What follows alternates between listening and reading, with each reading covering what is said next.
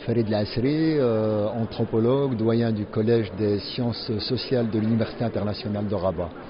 Je pense que ce qui nous réunit aujourd'hui porte sur une réflexion évidemment fondamentale sur la question de la technologie, de l'intelligence artificielle aujourd'hui qui impacte les sociétés de manière générale et évidemment la question de la famille en particulier. Je pense que le prisme qu'il faudrait prendre, c'est un prisme qui série quelque part les ordres. Comment comprendre d'une part l'outil et comment voir son caractère fonctionnel à l'intérieur de la famille. Je pense que nous devrions avoir une réflexion au cas par cas et de mesurer évidemment la question de l'impact.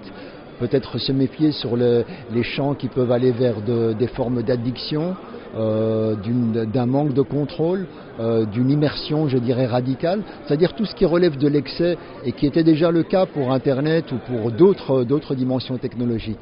Le côté positif qu'on peut retenir, évidemment, c'est le caractère de facilitation d'un certain nombre de pratiques, la réduction du caractère répétitif et peut-être l'ouverture d'un champ qui permet de dégager davantage de temps libre pour justement faire autre chose et entre autres la lecture. Et donc c'est des dimensions qui peuvent tout à fait, à mon sens, être intégrées à l'intérieur du sérail familial sans remettre en question le postulat, je dirais, de l'ancrage traditionnel et de l'identité collective, tout en permettant évidemment d'être en phase avec la réalité du temps présent.